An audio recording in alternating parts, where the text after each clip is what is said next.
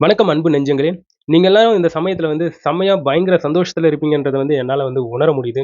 ஏன்னா, விஜய் அண்ணாக்கு முழுக்க முழுக்க வெற்றியை தந்திருக்கக்கூடிய தமிழக மக்கள், நம்ம தமிழக மக்கள், படித்து இருக்கக்கூடிய சூப்பரான நம்ம மக்கள், காலத்துக்கு ஏற்பவாறு டிசிஷன் எடுக்கக்கூடிய நம்ம மக்கள் எப்பவுமே வேற லெவலுங்க.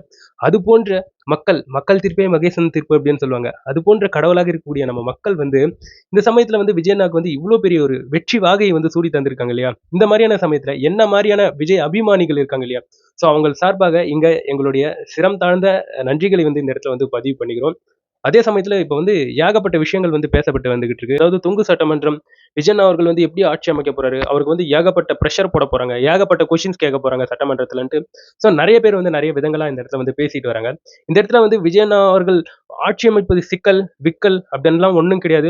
ஒரு சில தொகுதிகள்ல ஜெயிச்சிருக்கக்கூடிய சிறிய கட்சிகள் இருப்பாங்க இல்லையா? அவங்க கிட்டலாம் இப்போ டிவிகேவை சார்ந்திருக்கக்கூடிய முக்கியமான நபர்கள், செங்கோட்டையன் அவர்கள் மற்றும் முக்கியமான நபர்கள் டிவிகேல இருப்பாங்க பார்த்தீங்களா? அவங்கலாம் இப்போ அவங்களுடைய அந்த காய் நகர்த்தல்களை பண்ண ஆரம்பிச்சுட்டாங்க.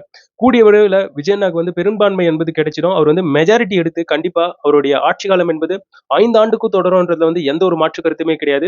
இங்க என்னை போன்றவர்களும் எல்லாருமே இங்க ப்ரே பண்ணக்கூடிய விஷயங்கள் அதுவாக தான் இருந்துகிட்டு இருக்கு. சோ ஒரு சிலர் இந்த இடத்துல வேணுமென்ட்டே வெறுப்பேத்தணும் அப்படின்ட்டு இந்த தொங்கு சட்டமன்றம் விஜய் அவர்கள் இப்படி கொஸ்டின் கேட்டுருவாங்க. அவரை இப்படி பண்ண விட மாட்டாங்க, அப்படி பண்ண விட மாட்டாங்க அப்படின்ட்டு நெகட்டிவா தான் பேசுவாங்க. அந்த மாதிரி நெகட்டிவா பேசியிருந்தா டிவிகே அப்படிங்கிற ஒரு கட்சி இப்போ முதல்வர் பதவிக்கு விஜய் அண்ணா வந்திருக்காரு பாத்தீங்களா? அந்த இடத்துக்கே வந்திருக்காது. பட் அவருடைய அந்த பாசிட்டிவான திங்கிங், அந்த கான்ஃபிடென்ட் தன்மை சூப்பரா இருக்கிறதால தான் இப்போ இந்த அளவுக்கு முன்னேறி இருக்கு.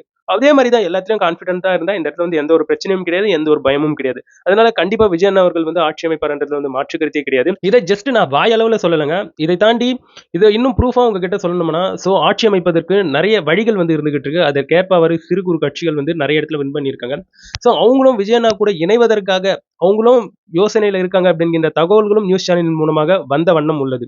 சோ இந்த இடத்துல ஜஸ்ட் ஒரு எக்ஸாம்பிளா பார்க்கும்போது ஒரு தோல்வி அடைஞ்ச கட்சியில ஜெயிச்ச ஒரு நபராக இருக்கும்போது அந்த இடத்துல அவங்களுக்கு பெருசா யூஸ் இருக்காது. ஆனா ஜெயிச்ச ஒரு கட்சியில பெரும்பான்மை எடுத்திருக்கக்கூடிய ஒரு கட்சியில அவங்களுக்கு ஆட்சியிலும் பங்கு, அதிகாரத்திலும் பங்கு அப்படின்னு சொல்லும்போது அதுதான் அவங்க விரும்புவாங்க.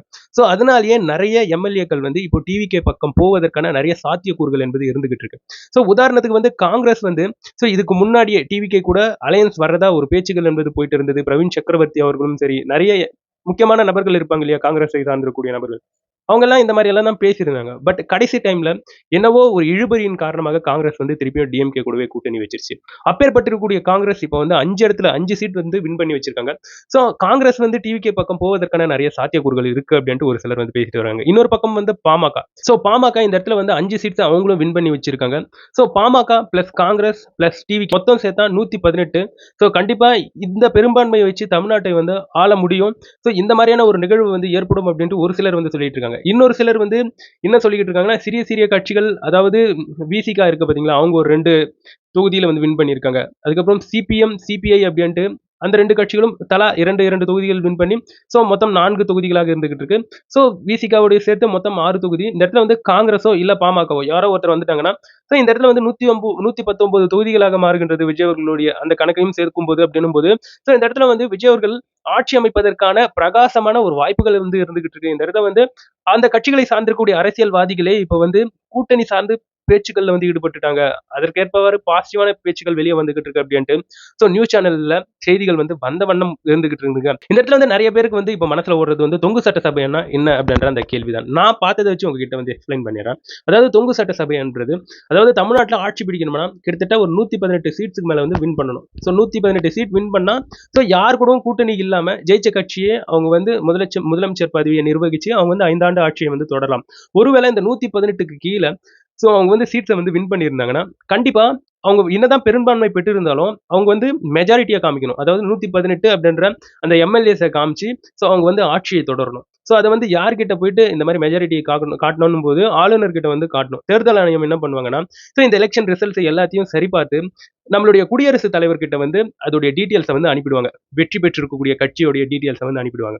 குடியரசுத் தலைவர் ஆளுநர் கிட்ட அந்த வெற்றி பெற்றவர்களுடைய அந்த டீடைல்ஸை கொடுப்பாங்க. சோ ஆளுநர் இந்த இடத்துல ஆட்சி அமைக்கக்கூடிய அந்த தகுதியில் இருக்கக்கூடிய நபர்களை கூப்பிடுவாங்க.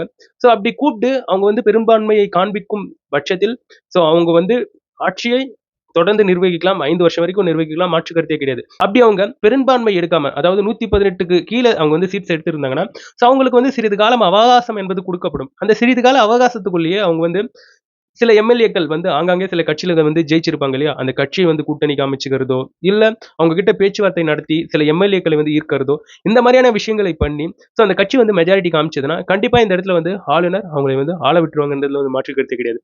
அவ்வாறு அப்படி நடக்கலைன்னா, அதாவது ஆளுநர் சில கிரேஸ் பீரியட் குடுத்து, அதிலயும் அவங்க வந்து பெரும்பான்மைய வந்து காட்டலைன்னா, இந்த இடத்துல வந்து அந்த கட்சி எந்த கட்சி பெரும்பான்மையோடு இருக்கோ, அந்த கட்சிக்கும் கீழ இன்னொரு கட்சி பெரும்பான்மை இருக்கு பார்த்தீங்களா? அவங்கள கூப்ட்டு அவங்கள வந்து ஆட்சி அமைக்க சொல்லுவாங்க. அப்படி அவங்களால முடியாத பட்சத்தில் வந்து ஒரு 6 மாசம் ஆளுநருடைய ஆட்சி என்பது நிகழும். அந்த 6 மாசத்துக்குள்ளேயே எல்லா கட்சிகளும் சேர்ந்து கூட்டாக சேர்ந்து ஒரு ஒரு ஒரு நிலையான ஒரு அரசை வந்து நிர்வகிக்க வேண்டும். ஒரு சிஎம் கேண்டிடேட்ட போட்டு. அப்படியும் அது வந்து முடிவுக்கு வரலைன்னா, கடைசியில ஸோ திருப்பியும் ரீ எலக்ஷன் அப்படின்றது நடக்கும் அப்படின்ற மாரியான தகவல்கள் வந்து என்னால பார்த்து தெரிஞ்சுக்க முடிஞ்சது. அததான் இப்ப உங்ககிட்ட சொல்றேன். இதுதான் தொங்கு சட்டசபை மூலமாக கிடைத்திருக்கக்கூடிய தரவுகள், விவரங்கள். இப்ப உங்களுக்கு ஒரு கிளாரிட்டி கிடைச்சதா? ஆல்மோஸ்ட் விஜய் அண்ணா வந்து 108 அப்படின்ற ஒரு இடத்துல இருக்காரு. அவருக்கு கிடைக்க வேண்டியது சொற்பமான இலக்குகள். அது வந்து அவருக்கு வந்து கிடைச்சிரும்ன்றதுல வந்து மாற்று கருத்தே கிடையாது. அதே சமயத்துல என்ன சொல்லப்பட்டு வந்துகிட்டு இருக்குன்னா, வருகின்ற 7ஆம் தேதி விஜய் அவர்கள் நேரு ஸ்டேடியத்துல வந்து முதலமைச்சரா பதவியேற்க போகிறார் அப்படிங்கின்ற சில தகவல்கள் வந்து சுற்றி திரிஞ்சுகிட்டு இருக்கு. ஆல்மோஸ்ட் அதுதான் நடக்க போகுது. அந்த நொடிக்காக தான் இந்த இடத்துல வந்து எல்லாருமே வெயிட் பண்ணிட்டு இருக்காங்க. அவ்ளோ நாள் அந்த மனுஷனுக்கு வந்து எவ்ளோ பிரச்சனை, எவ்ளோ கஷ்டங்கள் எல்லாத்தையும் கடந்து அந்த மனுஷன் இப்ப கெத்தா ஜோசப் விஜய் என்னும் நான் அப்படின்ற அந்த வார்த்தைய சொல்லும்போது இருக்கு பாருங்க உண்மையாவே அதெல்லாம் வேற மாரியான ஒரு எமோஷனலான ஒரு தருணமா இருக்க போகுதுன்றதுல வந்து மாற்று கருத்தே கிடையாது.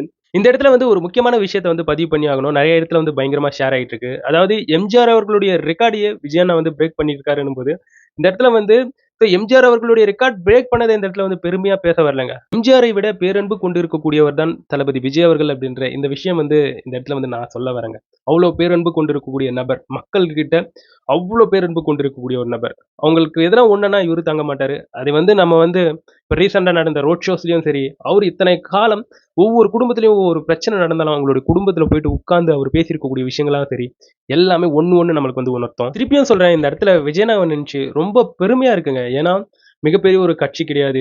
வந்து ஏதோ குறிப்பிட்ட சில வருடங்கள் தான் ஆகிக்கிட்டு இருக்கு. கட்சியில இருக்கக்கூடிய நபர்கள் செங்கோட்டையன் அவர்களை தாண்டி மிகப்பெரிய அரசியல் முதிர்ச்சி பெற்றிருக்கக்கூடிய நபர் யாருன்னு பார்க்கும்போது, அவ்வளோ பெரிய ஆட்களும் யாரும் கிடையாது. அதே சமயத்துல நெறைய ஏழை குடும்பத்திலிருந்து வந்திருக்கக்கூடிய நபர்களுக்கு வந்து எம்.எல்.ஏ பொறுப்பு. அதை தாண்டி விஜய் அண்ணா அவர்களுடைய முகத்தை தவிர, மிச்ச யாருடைய முகமும் அந்த அளவுக்கு பரிச்சயம் கிடையாது. அதை தாண்டி வேற எந்த ஒரு எம்.எல்.ஏ உடைய முகமும் இந்த இடத்துல வந்து ஞாபகம் வராது.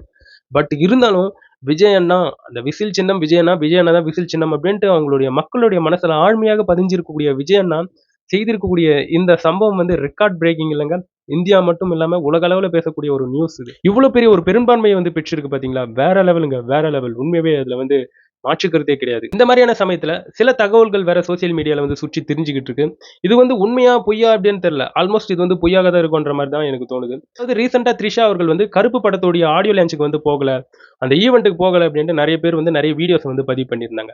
அதுல அவங்க என்ன பதிவு பண்றாங்கன்னா, உண்மையாவே கான்ட்ரோவர்சியா இருக்கு. அந்த கருத்துக்கள் என்னன்னு பார்க்கும்போது, இந்த மாரி சூர்யா அவர்கள் வந்து சித்திரை திருவிழாவை சம்மந்தப்படுத்தி வந்து பேசியிருந்தாரு. அந்த மதுரை மண்ல வந்து சித்திரை திருவிழா அழகர் ஆத்துல இறங்கக்கூடிய அந்த சம்பவம். அந்த ஈவென்ட்ல வந்து மக்கள்கள் வந்து நெறைய பேர் வந்து குவிவாங்க இல்லையா? அந்த சம்பவத்தை வச்சு சூர்யா அவர்கள் வந்து சித்திரை திருவிழா அப்படின்ட்டு ஒரு மிகப்பெரிய ஒரு திருவிழா நடக்கும். அந்த இடத்துல வந்து நெறைய மக்கள்கள் வந்து குவிவாங்க. அந்த இடத்துல வந்து எந்த ஒரு தள்ளுமுள்ளும் நடக்கறதில்ல. எந்த ஒரு அசம்பாவிதமும் நடக்கறதில்ல. அப்படின்ட்டு விஜய் அவர்களை இதுல வந்து இழுத்து வச்சு பேசியிருக்காரு. கரூர் சம்பவத்தை வந்து உட்புகுத்தி இருக்கிறார் அப்படின்ட்டு சூர்யா அவர்கள் பேசியதால் த்ரிஷா அவர்கள் வந்து அந்த ஆடியோ லான்ச்சுக்கு போல, கருப்பு படத்துடைய ஆடியோ லான்ச்சுக்கு போல அப்படின்ட்டு இப்படி ஒரு கான்ட்ரோவர்சி வந்து சுற்றி தெரிஞ்சுகிட்டு இருக்குங்க. இந்த மாரி தகவல்கள் வந்து போய்க்கிட்டு இருக்கு. இது வந்து எந்த அளவுக்கு உண்மைன்றது வந்து என்னால வந்து புரிஞ்சுக்க முடியல. சூர்யா அவர்கள் வந்து ஏதோ ஒரு காரணத்துக்காக அந்த இடத்துல வந்து அது போன்ற பதிவுகளை வந்து பதிவிட்டிருக்கலாம். இதை வந்து தவறாக சித்தரிச்சு பேசக்கூடிய நபர்கள் தயவு செஞ்சு இந்த மாரியான உங்களுடைய கேம வந்து வேற எங்கேனா வச்சுக்கோங்க அப்படின்ற மாரி தான் சொல்ல தோணுது. இந்த இடத்துல வந்து டிவிகே தலைவர் விஜய் அவர்கள் வந்து சிஎம் ஆகுவதில வந்து எந்த ஒரு மாற்று கருத்துமே கிடையாது. அப்படி ஆகி அவர் 5 வருஷம் சிறப்பான ஒரு ஆட்சியை வந்து தருவார்ன்றதுல வந்து மாற்று கருத்தே கிடையாது. சிஎம் விஜய் கம்மிங்டா அப்படின்ற மாரி கெத்தா இந்த இடத்துல வந்து விஜய் அண்ணா ஃபேன்ஸா இருந்தாலும் சரி, தொண்டர்களா இருந்தாலும் சரி, காலர தூக்கி விட்டு இந்த இடத்துல வந்து பதிவு பண்ணலான்றதுல வந்து மாற்று கருத்தே கிடையாது. விஜய் அவர்களுடைய அபிமானிகள் வந்து விளையாட கூடவே கூடாதுங்க. விமர்சனங்களுக்கு விமர்சனங்களை வந்து முன்வைக்கலாம். ஆனா எமோஷன்ல விஜய் அண்ணா வளர்ப்பு அப்படிதான் இருப்போம். பட் இருந்தாலும் ஒரு சிலர் வந்து அவங்க பண்ணியிருக்கக்கூடிய அந்த செயல்களுக்காக டென்ஷன் ஆகுறீங்க. அந்த மாரிலாம் டென்ஷன்லாம் ஆகாதீங்க. தயவு செஞ்சு காம் டவுன் ஆகி, விஜய் அண்ணா அவர்கள் அடுத்த கட்டத்துக்கு அவருடைய பணியை வந்து எப்படி கொண்டு போகுறாரு, அவர் என்னென்ன நலன்களை வந்து பண்ணிக்கிட்டு இருக்காரு, மக்கள்களுக்கு என்ன தேவை அப்படின்றத பத்தி நம்ம வந்து பேசுவோம். இதை பற்றி நீங்க என்ன நினைக்கிறீங்கன்றது என்னோட கமெண்ட் செக்ஷன்ல பதிவு பண்ணுங்க.